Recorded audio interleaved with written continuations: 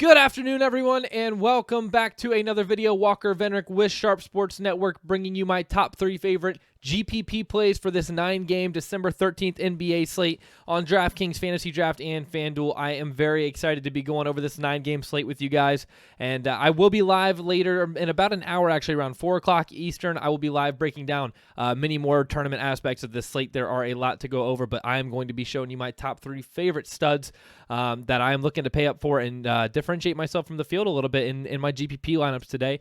Over here on DraftKings, we're going to start off with one of my favorite players in the league, Jonathan Isaac at 6,100 here on DraftKings. That is the cheapest we have seen Jonathan Isaac's price tag in over 3 weeks' time now, and he is a very, very high ceiling player. He's actually projected to be extremely contrarian tonight, and I thought that was interesting. I thought he would garner a little bit more ownership than what I'm projecting, but regardless, he's averaging about 31 minutes per game right now. He doesn't have the best usage rate, just 18%, but if he does play that 31-minute average that he has been playing, if he plays 31 plus, I think he should blow this price tag out of the water in this pace-up spot versus this Houston team. We're really hoping this game stays competitive. We don't want anybody benched in the fourth quarter, especially a guy like Jonathan Isaac. We don't want to see a 28-minute game. We're really going to need that 31 plus out of him, and I think that he could actually smoke this price tag, and especially with his blocks and steals, he should definitely be active. Hopefully he'll pull like 3 or 4 blocks at least for us tonight, and that's going to help him get to that floor that we need him to get to.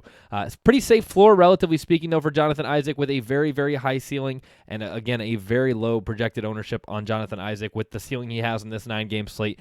I don't want to miss out on him. I will have a lot of Jonathan Isaac tonight. But jumping over to FantasyDraft, I have kind of a twofer with FantasyDraft and FanDuel. We are going to start this off with Malcolm Brogdon at 27% usage rate so far this season, matching up against Trae Young, who is statistically one of the very dead last point guards in defensive efficiency rating. The Hawks are also very, very poor, and this is actually a slight pace-up spot for them. I think the Hawks currently ranked 10th or 11th in pace in the NBA. I am definitely looking to get on board with Malcolm Brogdon tonight.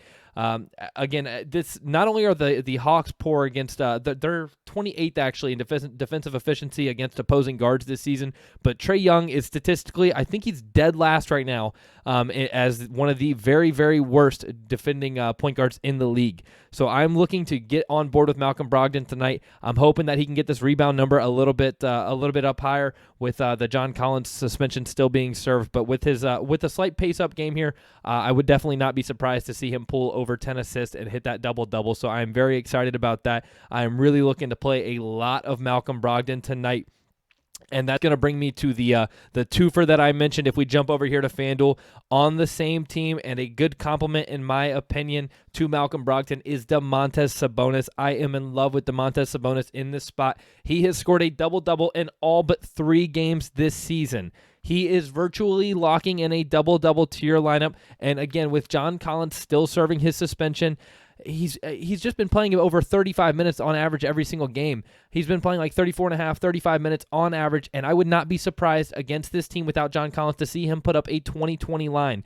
If this game stays competitive, as I hope it does, we need these Hawks to stay competitive. That Bulls game was not, so we're really going to need them to bounce back and keep it close. But if this game stays competitive, Malcolm Brogdon and Domantas Sabonis are an amazing complement, and I think that this is a really, really strong duo to run. So I am really, really excited to plug these guys into my lineup.